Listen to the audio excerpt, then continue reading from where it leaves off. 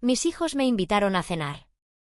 Prepararon mi plato favorito, me sirvieron vino y luego intentaron convencerme de que vendiera mi casa. La casa que creen que heredé junto a mi esposo. Pero lo que no saben es que esa casa es solo mía, desde antes de casarme. Y acabo de encontrar los documentos que lo prueban. Soy Dolores Fuentes, aunque mi círculo cercano me conoce como Lola. Hace poco más de un año, Ricardo, mi esposo durante más de 40 años, falleció. Nos encontramos en nuestra juventud. Nos unimos en matrimonio profundamente enamorados y forjamos una vida en común en esta casona de campo con un amplio patio, en un pueblo tranquilo, el refugio donde vimos crecer a nuestros 2 hijos, Julián y Clara. Desde la partida de Ricardo, la casa se ha tornado inmensa y sobrecogedoramente silenciosa. A menudo me sorprendo conversando con la nada, esperando una respuesta suya desde algún rincón del más allá, pero solo recibo el eco de mis propias palabras rebotando en los muros. El luto ha sido como surcar un océano embravecido sin brújula ni sextante. No obstante, jamás sospeché que la punzada más honda provendría del lugar menos pensado. Todo empezó a transformarse unas semanas después del sepelio. Julián, mi primogénito, comenzó a visitarme con mayor asiduidad. Al inicio, su presencia me reconfortaba, creía que era su forma de velar por mí, de asegurarse de que la soledad no me consumiera. Clara también aparecía, casi siempre flanqueada por Marcos, su marido. Incluso Sofía, la esposa de Julián, se dejaba ver por aquí con los nietos, algo que raramente ocurría mientras Ricardo vivía. «Mamá, ¿has reflexionado sobre qué harás con esta casa tan espaciosa?», me inquirió Julián una tarde, mientras compartíamos un té en el porche. «Es demasiado para ti sola». «No le he dado muchas vueltas», contesté, removiendo la miel en mi infusión. «Este lugar está impregnado de recuerdos, aquí hemos tejido nuestra existencia». «Justo por eso, mamá», terció Clara. «Quizás te vendría bien un cambio de aires, algo más recogido, más fácil de gestionar a tu edad». «¿A mi edad?». Aquellas 3 palabras se aferraron a mí como una sombra. A mi edad no debería vivir sola. A mi edad es un riesgo subir y bajar escaleras. A mi edad no puedo mantener un patio tan grande. «El pueblo ha cambiado mucho, Lola», observó Marcos, oteando por el ventanal con la suficiencia de un tasador. «Los precios se han triplicado. Esta finca debe valer 4 veces más que cuando la adquirieron». Sofía asintió, con gesto calculador. «Es un capital inmovilizado, Lola. Podrías venderla y con ese dinero trasladarte a un piso coqueto, sin barreras arquitectónicas, con vigilancia constante. Y te quedaría un buen remanente», apostilló Julián, cruzando una mirada fugaz con su hermana. Fue entonces cuando empecé a percibir una extraña corriente en sus visitas. Ya no venían solo por el placer de mi compañía, sino que recorrían la casa, auscultándola como si realizaran un inventario tácito. Clara curioseaba en los armarios, Julián exploraba el desván, Marcos medía los espacios con la vista. «Este tabique podría eliminarse», comentó un día Marcos, golpeando con los nudillos la pared que separaba la cocina del salón. «Se crearía un ambiente diáfano, muy cotizado actualmente». «¿Eliminar?».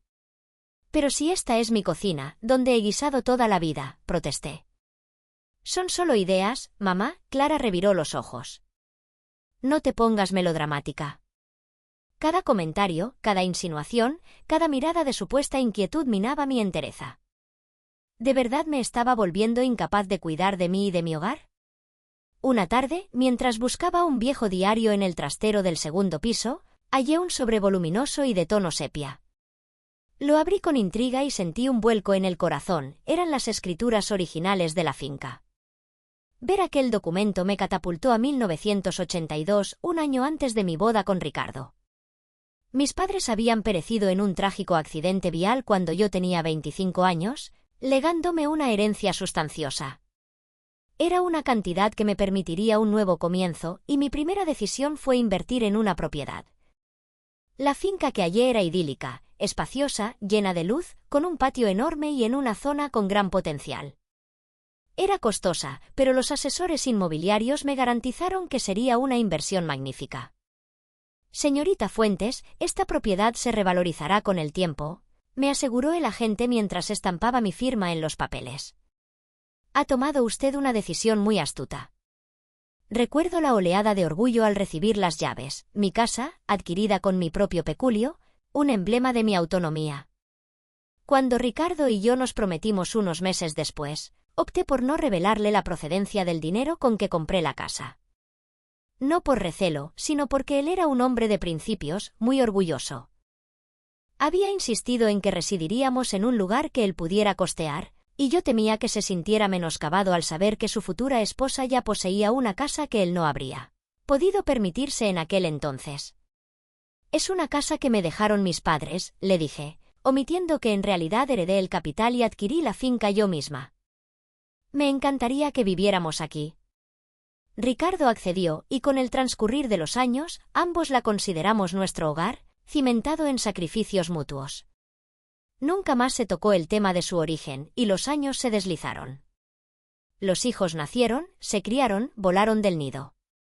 Ricardo y yo envejecimos juntos entre estas paredes, y ahora, más de 4 décadas después, sostenía en mis manos la evidencia de que esta casa siempre había sido mía. Guardé los documentos y me senté al borde del lecho, absorta en mis pensamientos. Era sorprendente cómo aquel pequeño secreto, casi desvanecido en la memoria, podría erigirse en mi tabla de salvación. Las visitas de mis hijos se tornaron más insistentes. Un día, por casualidad, escuché una conversación que no estaba destinada a mis oídos. Había bajado a la cocina por un vaso de leche cuando unas voces provenientes del patio me paralizaron. «No podemos demorarlo más», decía Julián con un deje de impaciencia. «Cada día que pasa es una oportunidad perdida». «¿Y qué propones? ¿Desalojarla sin más contemplaciones?». La voz de Clara denotaba preocupación, pero no por mi bienestar. «Por supuesto que no», intervino Marcos. «Pero podríamos persuadirla de que ya no está en condiciones de vivir sola». El otro día casi se resbala en la escalera del porche. Era verdad que había tropezado levemente, pero era un traspié sin importancia, magnificado ahora para minar mi autonomía. «Mi madre tiene unas amigas que ingresaron a su padre en una residencia estupenda», añadió Sofía. «Es costosa, sí, pero con la venta de esta finca sobraría». «La propiedad vale por lo menos 700.000 euros», calculaba Marcos, «incluso después de cubrir la mensualidad de la residencia más selecta, quedaría un buen pico para repartir». Sentí que me faltaba el aire. Estaban trazando mi futuro como si yo fuera una carga, un estorbo en su camino hacia mi propiedad, mi casa, mi refugio. «Papá dejó la casa a nombre de los dos», prosiguió Julián. «Legalmente, ahora una parte es nuestra por herencia paterna, y el resto es tuyo como viuda». En ese instante, tuve que aferrarme al quicio de la puerta para no desfallecer. Ricardo nunca supo que la casa era mía desde antes de nuestro enlace, y yo, por mantener aquella pequeña omisión, jamás lo había aclarado. La situación legal de la propiedad, para todos, incluidos mis hijos, era que esta era la casa de papá y mamá, un bien del matrimonio que ahora, como viuda, compartía en titularidad con mis hijos. Regresé a mi alcoba sigilosamente, con el corazón latiéndome con tal fuerza que temí que pudieran escucharlo. Esa noche no pegué ojo, cavilando sobre el camino a seguir. Los documentos originales atestiguaban que la casa era exclusivamente mía, comprada antes del matrimonio, pero después de tantos años, ¿cómo explicaría ese detalle que había ocultado incluso a mi marido? La tensión alcanzó su clímax 2 semanas más tarde. Mis hijos organizaron una cena familiar un sábado por la noche. Prepararon mi guiso preferido. Me sirvieron vino generosamente en varias ocasiones y mantuvieron una conversación aparentemente distendida, hasta que, de repente, Julián carraspeó y miró a su hermana. «Mamá», empezó con una voz estudiadamente empática, «hemos estado conversando y creemos que ha llegado el momento de tomar decisiones trascendentales». «¿Qué clase de decisiones?», pregunté, aunque ya intuía la respuesta. «Sobre la casa», intervino Clara. «Es demasiado grande, exige mucho mantenimiento y tú ya no estás para esos menesteres». «Lola», añadió Marcos como si fuera el geriatra de la familia, «hemos localizado una residencia magnífica». Sofía extrajo un catálogo satinado de su bolso. «Tiene jardines, actividades programadas, asistencia médica continua». «Prácticamente un resort de 5 estrellas, mamá», sonrió Clara. Observé los rostros a mi alrededor. Mis hijos, a quienes había criado con desvelo, me contemplaban ahora como a una niña incapaz de regir su propio destino. Sus parejas, ya calculando el destino del dinero de la venta. Hasta mis nietos adolescentes jugueteaban con sus móviles, ajenos al drama que se cernía sobre ellos. ¿Y qué ocurrirá con la casa?, inquirí con fingida candidez. Julián y Clara intercambiaron una mirada cómplice antes de responder. La venderemos, por supuesto, dijo mi hijo. Es lo más juicioso. Con ese capital cubriremos la residencia y el resto será tu colchón para el futuro. Nuestro asesor legal ya está tramitando todo, añadió Clara. Solo necesitamos que firmes unos papeles. ¿Su asesor legal?, repetí. ¿No debería ser mi propio abogado quien gestione mis asuntos? Siguió un silencio incómodo antes de que Julián respondiera con una impaciencia apenas velada. Mamá es el asesor de la familia, el mismo que llevó los trámites de papá. Además, intervino Marcos, ya no estás para buscar abogados y entender jerga legal compleja. Lo tenemos todo bajo control, sonrió Clara, dándome una palmadita en la mano como si yo fuera una infante. No tienes que inquietarte por nada. ¿Y cuándo tendría que marcharme?, pregunté, sintiendo como la indignación bullía en mi interior. Hemos apalabrado una plaza para dentro de 3 semanas, respondió Sofía, tan entusiasmada como si me hubiera conseguido un crucero de lujo. Hay lista de espera, pero tuvimos suerte y conseguimos adelantarla. ¿Dentro de 3 semanas?, repetí, incrédula.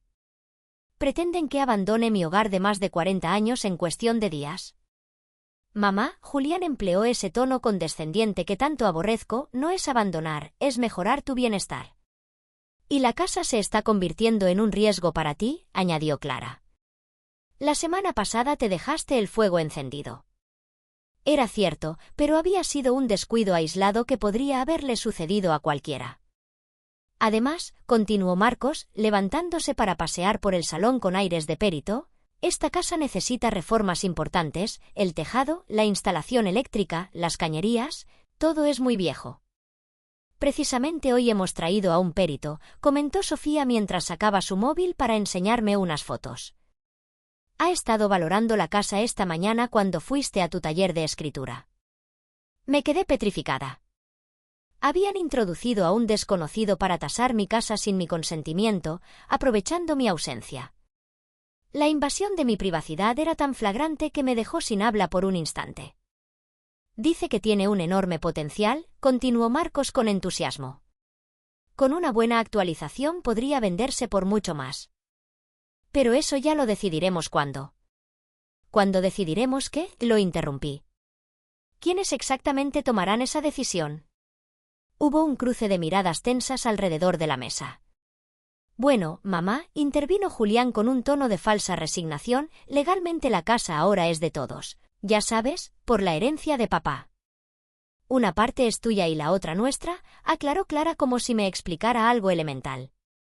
Pero no te preocupes, todo el dinero de la venta se destinará a tu cuidado. ¿Mi cuidado?, repetí, sintiendo que la cólera comenzaba a desbordarme. ¿O mi reclusión?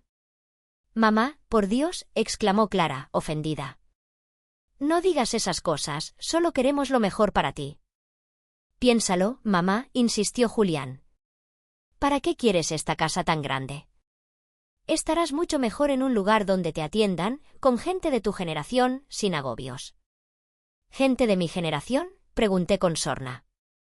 ¿Te refieres a otros mayores a los que sus hijos también quieren quitar de en medio? Mamá, no es justo que digas eso. Clara parecía al borde del llanto, siempre tan buena comediante. Te estamos ofreciendo una salida digna. ¿Digna?, respondí, incapaz de contener mi indignación. ¿Te parece digno disponer de mi vida sin consultarme? Traer tasadores a mi casa a mis espaldas, planificar mi futuro como si yo fuera incapaz de pensar por mí misma. Estás llevando las cosas al extremo, intervino Sofía. Solo queremos ayudarte y ya no estás en situación de vivir sola. Seamos prácticos, Lola. Los miré uno por uno, a estos desconocidos que una vez fueron mi familia. ¿Cuándo habían dejado de verme como una persona íntegra? ¿En qué momento mi parecer dejó de contar? Necesito tiempo para meditarlo, dije finalmente, intentando conservar la compostura. No hay mucho que meditar, mamá, presionó Julián. La residencia tiene lista de espera, si no confirmamos pronto perderemos la plaza. He dicho que necesito tiempo, repetí con rotundidad. El resto de la cena transcurrió en un silencio denso. Cuando se marcharon, me quedé sola en mi salón, el mismo donde había vivido tantos instantes felices, ahora convertido en el escenario de la mayor deslealtad. Me serví una copa de coñac, el preferido de Ricardo, y me senté junto al ventanal.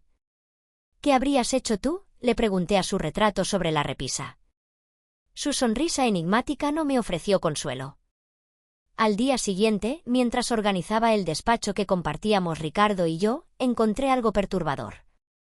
Revisando los documentos de la bodega familiar, un pequeño negocio de vinos que Ricardo había dejado en manos de Julián tras su jubilación, descubrí discordancias en las cuentas, faltaba dinero, sumas considerables que se habían esfumado en los últimos ejercicios. La rúbrica en algunos talones, supuestamente de Ricardo, parecía una imitación. Mi hijo, el mismo que ahora pretendía decidir sobre mi futuro, ¿había estado desfalcando el negocio familiar? ¿Lo sabría Ricardo o se había aprovechado de la enfermedad de su padre para apropiarse de lo que no le pertenecía? Durante las semanas siguientes, el acoso se intensificó. Mis hijos llamaban sin cesar, aparecían sin previo aviso, traían más folletos de la residencia. Insistían en que empezara a seleccionar qué enseres podría llevarme. El apartamento en la residencia es amplio, mamá, pero no tanto como para llevarte todos estos trastos antiguos, comentó Clara mientras evaluaba mis muebles con desdén. Podríamos organizar una venta especial, sugirió Marcos, los muebles con solera están de moda entre la gente joven. O venderlos por internet, añadió Sofía. Conozco una aplicación donde se venden muy bien estas piezas, vintage. Estos no son trastos antiguos ni piezas, vintage, respondí con la voz trémula de rabia. Son mis muebles, mi vida, mis recuerdos. Por favor, mamá, no te pongas sentimental, suspiró Julián. Son solo objetos. Para ellos tal vez, pero para mí, cada mueble, cada adorno, cada rincón de esta casa narraba una historia. El canapé donde Ricardo y yo veíamos películas los sábados, la mesa donde mis hijos hicieron sus tareas escolares, el aparador que restauramos juntos un verano, la butaca donde acuné a mis nietos. Una tarde, mientras mis hijos y sus parejas debatían en el patio sobre cómo reestructurar los espacios de la casa para incrementar su valor, ese muro hay que tirarlo, aquí pondríamos una cocina americana.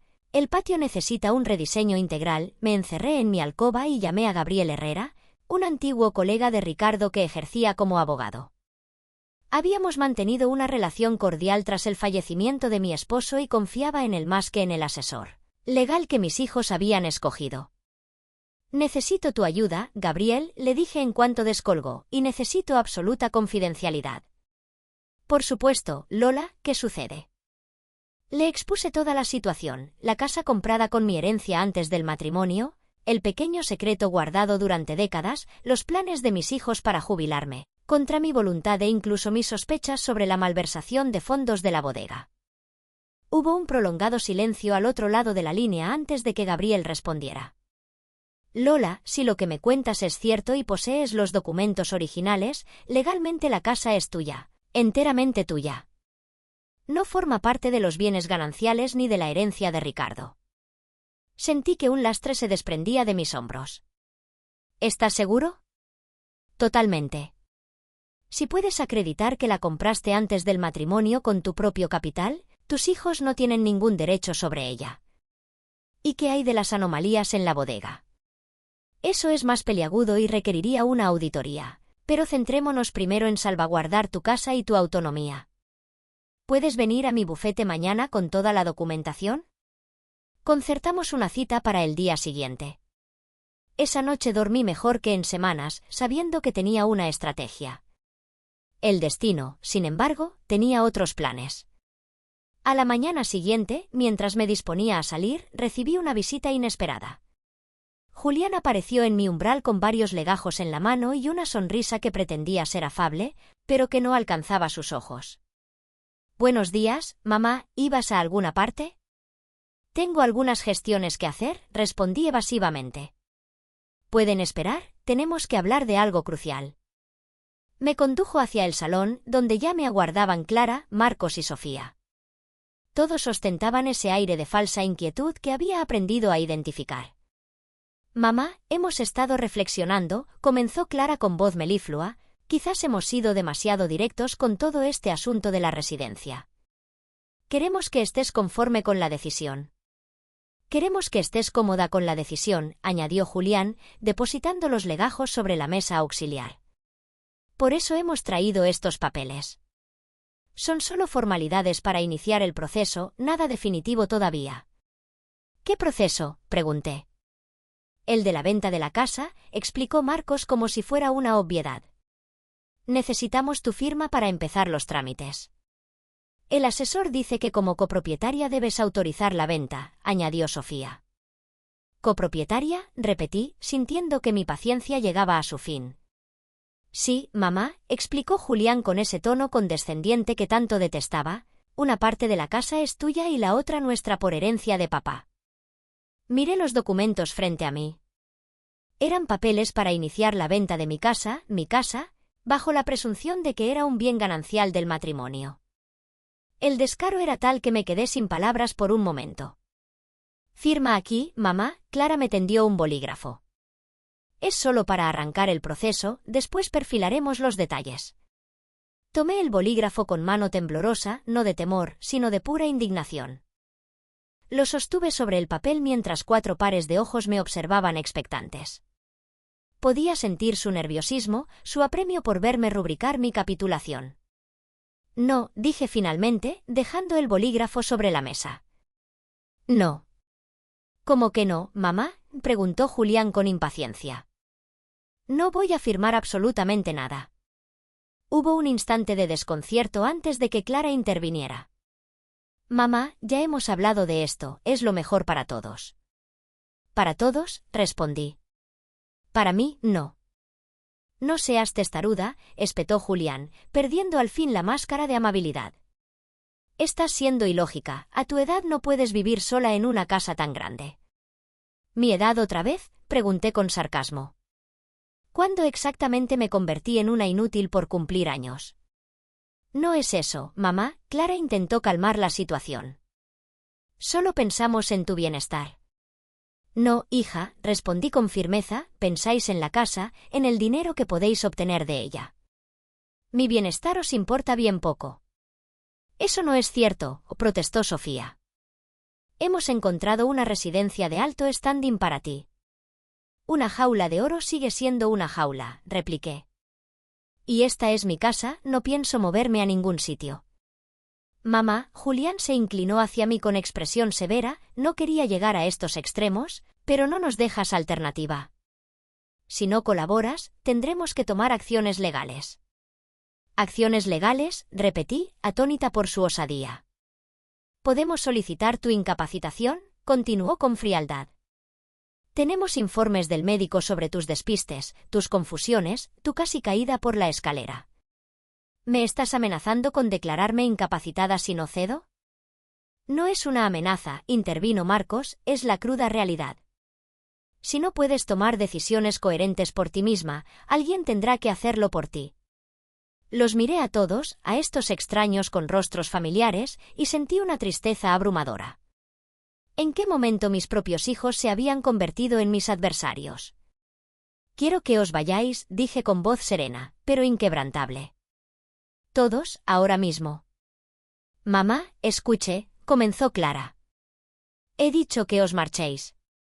Esta conversación ha concluido». Se miraron entre ellos, sorprendidos por mi repentina determinación. Finalmente, recogieron sus papeles y se levantaron. «Piénsalo bien, mamá», dijo Julián desde el umbral, «volveremos en unos días y esperamos que seas más razonable». Cuando la puerta se cerró tras ellos, me desplomé en el sofá, exhausta. La batalla apenas comenzaba y necesitaba todas mis fuerzas para lo que vendría. Pero una cosa tenía clara, esta casa era mía y no permitiría que nadie me la arrebatara, ni siquiera mis propios hijos. Asterisco asterisco la estrategia legal asterisco asterisco. Esa misma tarde, reuní todos los documentos pertinentes y me dirigí al bufete de Gabriel Herrera. Era hora de recuperar las riendas de mi vida, de mi casa y de mi dignidad. El despacho de Gabriel Herrera era tal como lo recordaba, sobrio, distinguido y acogedor. Las paredes forradas de madera noble, los sillones de piel curtida y el persistente aroma a legajos antiguos creaban una atmósfera de confianza que necesitaba imperiosamente. «Lola, me alegra verte», me saludó Gabriel, incorporándose de su escritorio, aunque lamento las circunstancias.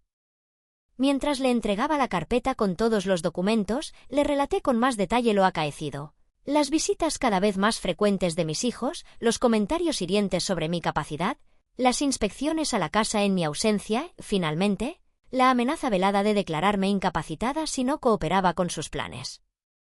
«Es indignante», musitó Gabriel mientras examinaba las escrituras originales. «Y esto corrobora lo que me dijiste, la casa la compraste tú con tu dinero antes del matrimonio. Eso significa que es enteramente tuya». «Mía sin ningún género de dudas», afirmé con seguridad. «Al ser un bien adquirido antes del matrimonio y pagado íntegramente con tu capital, nunca formó parte de la sociedad de gananciales. Tus hijos no tienen ningún derecho legal sobre ella». Respiré hondo, sintiendo que un gran peso se desvanecía. Pero entonces recordé las amenazas de Julián. Mi hijo habló de solicitar mi incapacitación. Gabriel frunció el ceño. «Eso es mucho más serio. La incapacitación judicial no es un proceso sencillo ni expedito. Requiere informes médicos fehacientes, valoración psiquiátrica y un juicio donde tú puedes defenderte. No es algo que se consiga solo porque un hijo alegue que su madre es mayor y a veces olvida apagar el fogón. ¿Entonces no pueden obligarme a nada? No, legalmente, pero me inquieta la presión psicológica que están ejerciendo sobre ti». Gabriel me miró con genuina preocupación. «Lola, ¿has considerado denunciar esto como un caso de abuso hacia personas mayores?» La palabra abuso me golpeó como un latigazo. En mi mente, el abuso implicaba violencia física, no estas manipulaciones sibilinas y crueles. Pero Gabriel tenía razón, lo que mis hijos estaban haciendo era una forma de maltrato. «No quiero denunciarlos», respondí tras un instante de reflexión. «Son mis hijos, a pesar de todo. Solo quiero que me dejen en paz en mi casa». «Comprendo», asintió. «En ese caso, lo más perentorio es clarificar la situación legal de la propiedad. Prepararé un requerimiento notarial certificando que la casa es exclusivamente tuya con todas las pruebas necesarias. También redactaré una comunicación formal para sus asesores legales dejando claro que conoces tus derechos y que cualquier intento de coacción podría acarrear consecuencias legales». Mientras Gabriel tomaba notas, me habló de otros asuntos relevantes, la conveniencia de actualizar mi testamento, la posibilidad de designar a alguien de confianza para un poder preventivo en caso de futura incapacidad y la importancia de tener mis finanzas perfectamente organizadas. «Y respecto a las irregularidades en la bodega familiar», añadió, «si quieres podemos iniciar una investigación discreta. Si tu hijo ha estado desviando fondos, eso podría ser un delito grave», pensé en Julián, en el niño que alguna vez fue, en las esperanzas que Ricardo había depositado en él al confiarle el negocio familiar. La decepción era un trago amargo. «Por ahora centrémonos en la casa», decidí. «Lo de la bodega ya veremos más adelante». Salí del bufete de Gabriel con una nueva resolución. Ya no era la anciana confundida y acorralada de hacía unas horas. Tenía un plan y, sobre todo, tenía la ley de mi parte. Durante los días siguientes seguí el consejo de Gabriel y comencé a documentarlo todo. Adquirí una libreta donde anotaba cada visita de mis hijos, cada comentario despectivo, cada acción emprendida sin mi consentimiento. También instalé discretamente una pequeña grabadora en el salón para registrar futuras conversaciones. Gabriel me había asegurado que, aunque estas grabaciones no siempre tenían valor probatorio en juicio, podrían ser útiles si la situación se agravaba. Reorganicé también mis finanzas. Abrí una nueva cuenta corriente en una entidad bancaria distinta a la que usaban mis hijos, transferí mis ahorros y modifiqué todas las claves de acceso. No es que tuviera una fortuna, pero lo que poseía era mío y quería mantenerlo a salvo. Una semana después recibí la llamada que esperaba. Era Julián con su tono falsamente solícito. «Mamá, ¿cómo estás? estamos preocupados, no hemos sabido nada de ti. Estoy perfectamente, hijo, respondí con aplomo. ¿Qué necesitas? Nada en particular, mintió, solo queríamos saber si has tenido tiempo de pensar en lo que hablamos sobre la casa. Sí, lo he pensado detenidamente. Su impaciencia era palpable incluso a través del auricular. Me gustaría que vinierais este domingo, tú, Clara y vuestras parejas. Tendremos una reunión familiar. ¿Una reunión para qué? Para tratar el futuro de la casa, como queríais. Hubo un breve silencio antes de que respondiera, claramente sorprendido por mi iniciativa. De acuerdo, ¿a qué hora? A las 5. Y, Julián, sí, venid con la mente abierta. El domingo llegó antes de lo esperado. Esa mañana me levanté temprano y me arreglé con especial esmero.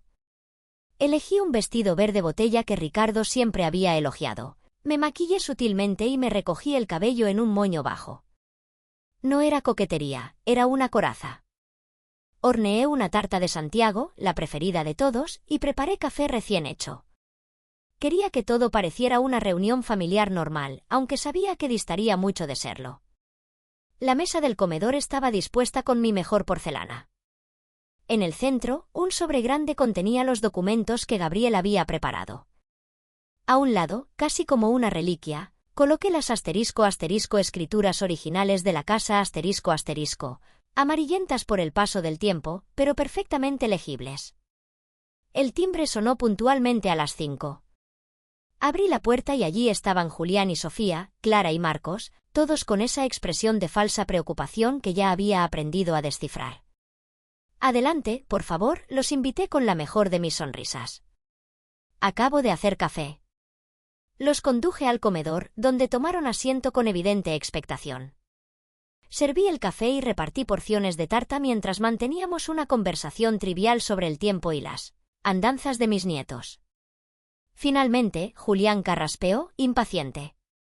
Bueno, mamá, dijiste que querías hablar sobre la casa. Así es, respondí, dando un sorbo a mi café con deliberada parsimonia. He estado reflexionando mucho sobre todo lo que hemos discutido estas últimas semanas. ¿Y has tomado una decisión?, preguntó Clara, intercambiando una mirada fugaz con su hermano. Sí, pero antes quiero haceros algunas preguntas. Deposité mi taza con cuidado. ¿Alguno de vosotros sabe realmente cómo adquirimos esta casa, Ricardo y yo? Hubo un momento de confusión antes de que Julián respondiera con fastidio. Papá la compró, evidentemente. Trabajó toda su vida para pagarla. ¿Estás seguro? Claro que sí, intervino Clara. Papá siempre decía que cada teja de esta casa representaba su sudor. Me levanté pausadamente y tomé el sobre amarillento del centro de la mesa. Es curioso, comenté mientras abría el sobre, porque según este documento, yo compré esta casa el 20 de mayo de 1982, un año antes de casarme con vuestro padre.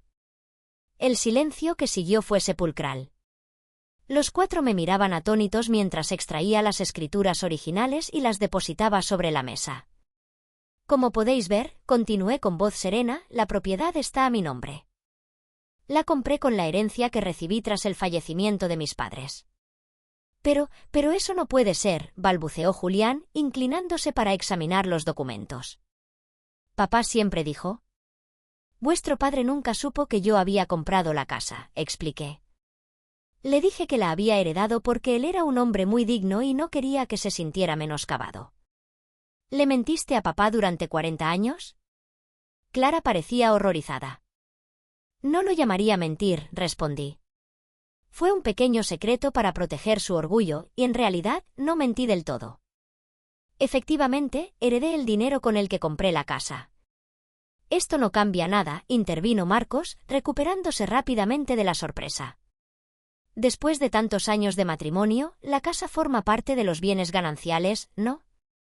No exactamente, respondí sacando ahora los documentos que Gabriel había preparado.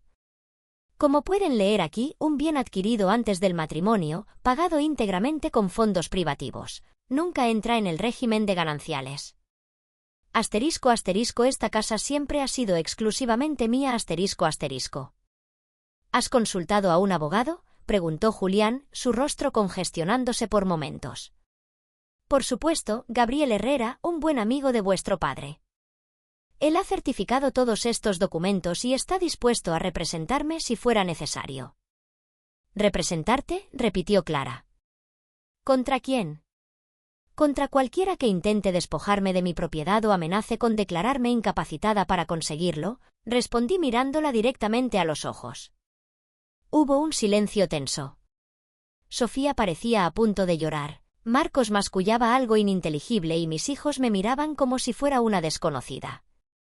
No puedo creer que pienses que queremos despojarte de nada, dijo finalmente Clara, recurriendo a las lágrimas que siempre habían sido su mejor baza. Solo queríamos lo mejor para ti. ¿Lo mejor para mí?, repetí con ironía. ¿Era lo mejor para mí enterarme por casualidad que planeabais vender mi casa e internarme en una residencia? ¿Era lo mejor para mí que trajerais tasadores en mi ausencia? ¿Era lo mejor para mí que me amenazarais con declararme incapacitada si no cooperaba?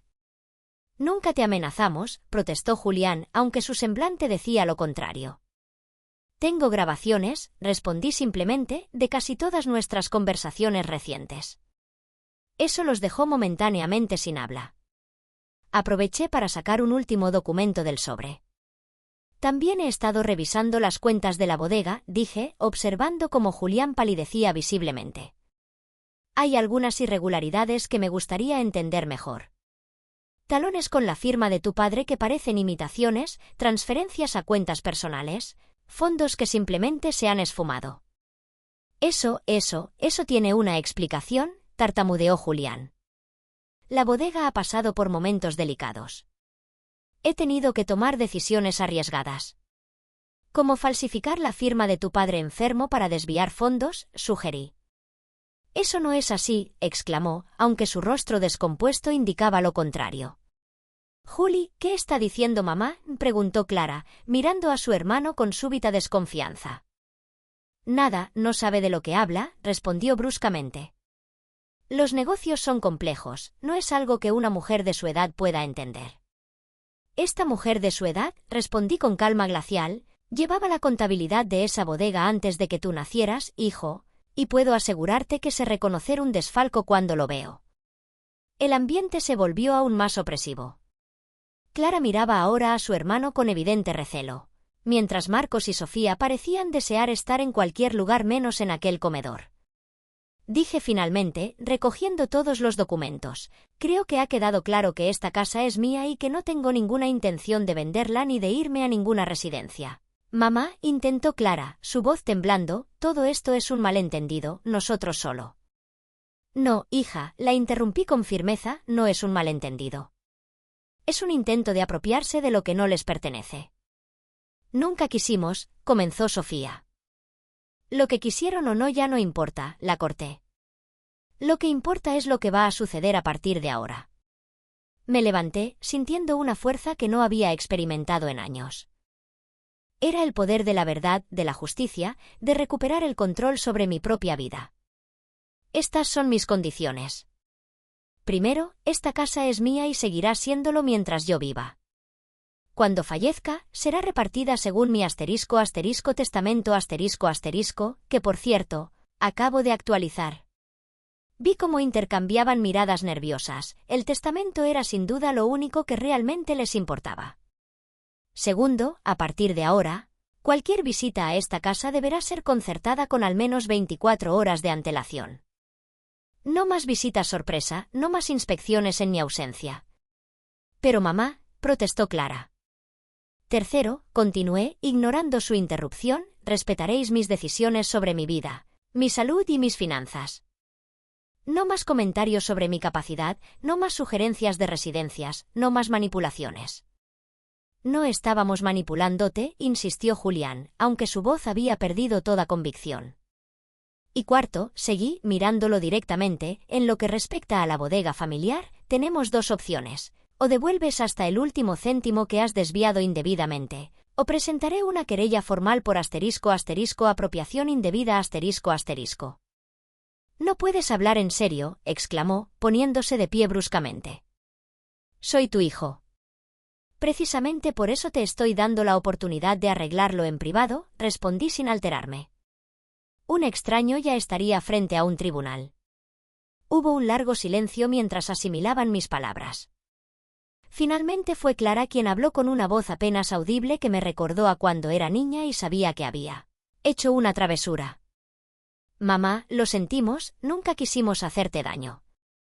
Quizás no intencionadamente, concedí, pero lo hicisteis. Me tratasteis como a una niña indefensa, como a un obstáculo en vuestro camino hacia esta casa. Me hicisteis sentir que mi vida ya no tenía valor. Eso no es cierto, protestó Sofía débilmente. ¿No lo es?, pregunté, mirándolos uno a uno. ¿Alguno de vosotros se detuvo a pensar en lo que yo quería? ¿En cómo me sentiría arrancada de mi hogar?